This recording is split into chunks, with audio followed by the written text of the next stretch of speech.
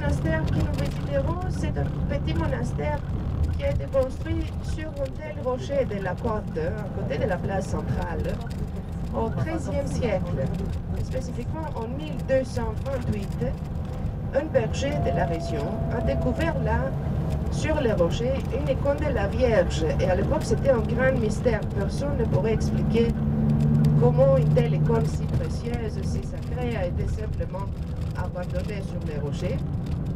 Ainsi, pour tous les villageois, pour tous les habitants de la région, c'était comme un miracle, comme un signe divin, qu'il faudrait construire là une petite église dédiée à la Vierge. Ainsi, ils ont fait la petite église et peu à peu, l'endroit est devenu un monastère qui reste actif même de nos jours. Habité par 9 moines orthodoxes.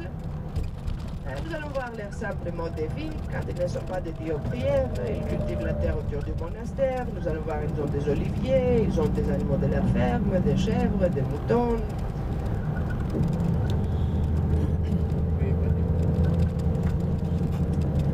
Et quant à l'église orthodoxe, elle est bien sûr l'église principale en Grèce. Presque 90% des Grecs sont des chrétiens orthodoxes, très croyants, ils pratiquent la religion.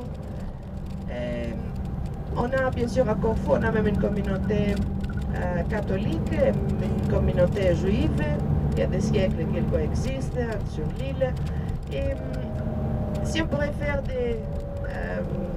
si on pourrait dire qu'il y a un peu de détails sur l'église orthodoxe, faire une comparaison, on pourrait dire qu'on est assez proche aux catholiques. La plupart des idées, la base de la religion est toujours la même, mais on a été séparés en 1054 à cause d'un débat sur la Sainte Trinité.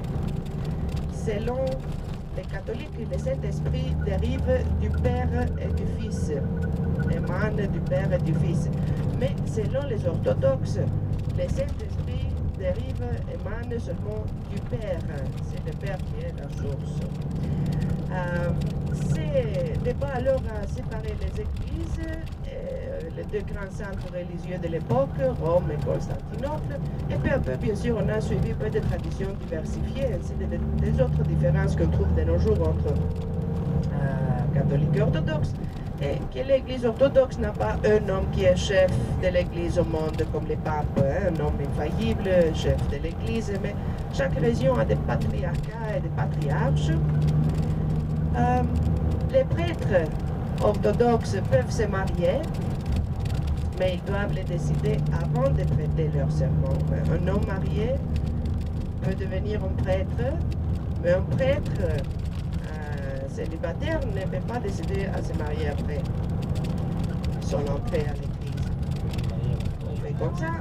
Les moines, bien sûr, restent célibataires comme dans toutes les religions du monde, mais une autre différence, c'est que les moines orthodoxes ne sont pas séparés en ordre, ils n'ont pas les ordres comme les autres catholiques. Ici, tous les moines suivent le même mode de vie, une apparence pareille, les vêtements longs et noirs, la barbe. Bien sûr, des détails qui changent quant aux cérémonies. On aime beaucoup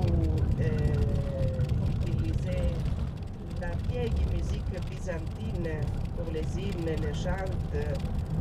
Ça fait partie cruciale de chaque cérémonie. Ainsi, cette vieille musique qui suit des autres règles est obligatoire pour les prêtres et les moines à apprendre. On fait la croix avec la signe de la croix avec trois doigts, pas 5. Et bien sûr, on a des détails qui changent quant à l'art, l'architecture.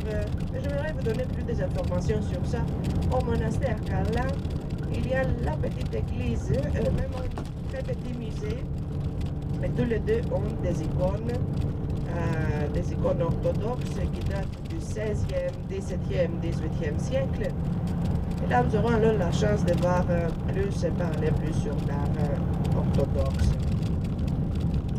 Ici, comme vous pouvez voir, nous sommes entourés par la nature de l'île. Et au fond, tout droit, on voit les premières régions rocheuses. Ça veut dire qu'on approche Paléocastritsa. Et dans un peu de minutes, nous aurons même une vue vers la côte occidentale. qui est en plus une frontière grecque. Hein. La côte occidentale de l'île est la dernière terre grecque avant de continuer vers l'Italie. Si on avait un bateau à partir de Paléokastritsa et qu'on continuait tout droit, dans quelques heures, on entre dans la mer italienne et on trouve l'Italie du Sud, l'étalon de la botte, on doit dire, cette région-là. Bien sûr, l'Italie n'est pas visible par Corfou comme l'Albanie, mais en même temps, elle n'est pas trop loin.